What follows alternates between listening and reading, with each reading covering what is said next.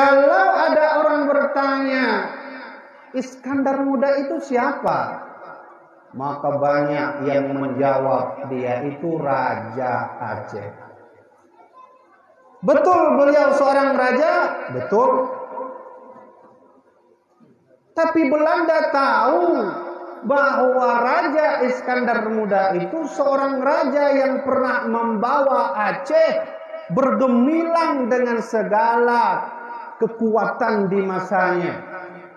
Sehingga Belanda menutupi Iskandar Muda seorang ulama. Maka peluklah sejarah bak urang Aceh, Iskandar Muda raja. Betulkah dia raja? Betul. Tapi ada yang lebih betul.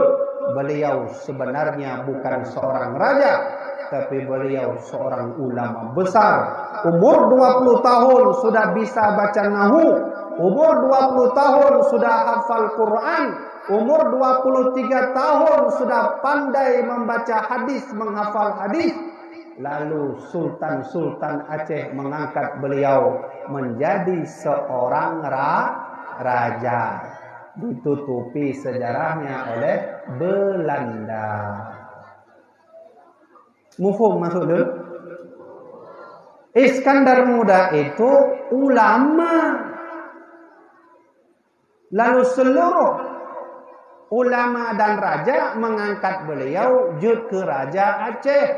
Pada masa beliau lah nanggronya wilayah yang ditanya lahirnya yang akan ditanya meninggal cik ino mak ayah adik. Wilayah inilah yang dulu diakui oleh sejarawan kerajaan Islam terkuat nomor 4 di dunia adalah Aceh Darussalam.